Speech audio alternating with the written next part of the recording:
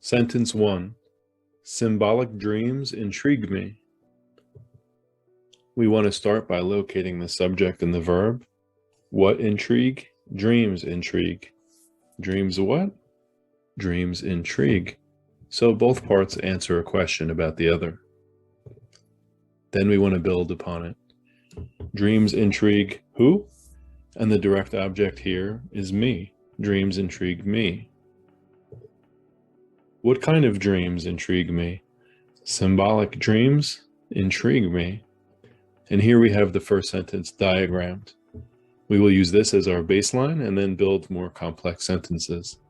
Number 2, symbolic dreams, carriers of strange messages, intrigue me nightly. Like before, we begin by locating the subject and the verb. Dreams intrigue. Dreams intrigue who? Dreams intrigue me. So we have subject, verb, and direct object in this case. We add modifiers. What kind of dreams? Symbolic dreams. There's an adjective. And intrigue me when? Nightly. The answer to the when question is an adverb. And here we get something new. This is called an appositive. Symbolic dreams, carriers of strange messages, intrigue me nightly. And when you have an appositive, you have a noun that is renamed with another noun or another noun phrase. And in this case, carriers is a renaming of dreams, and anything that's modifying carriers will go underneath the appositive. And note that the appositive is in parentheses. So this was something new. Sentence 3.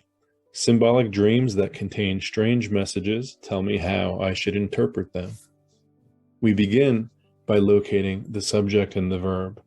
And in this case, it's a little bit tricky because the dreams tell, and you might have mistakenly thought that the dreams contain.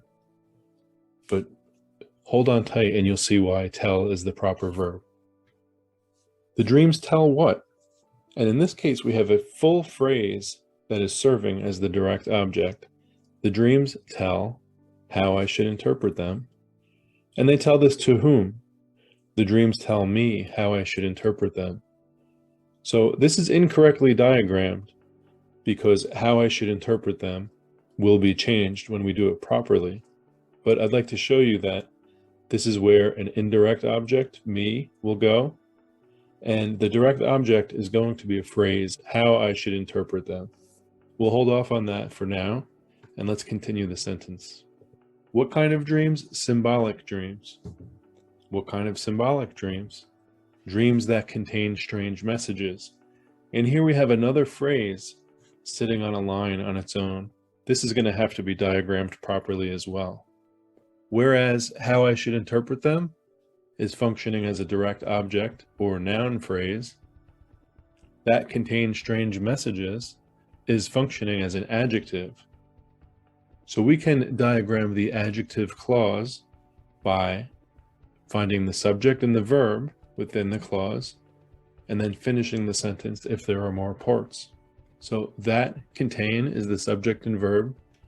Messages is a direct object of the adjective clause. And what kind of messages? Strange messages. This is how we diagram an adjective clause. And lastly, this is something new. This is how we diagram a noun clause.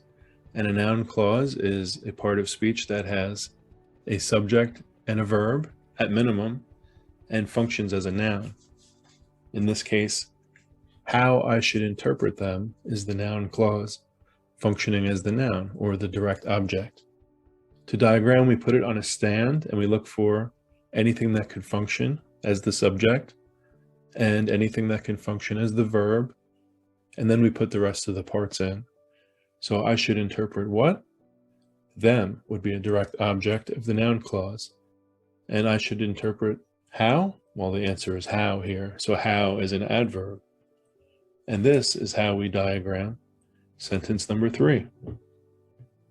And so in less than 20 minutes, you have learned almost all there is to learn about sentence diagramming.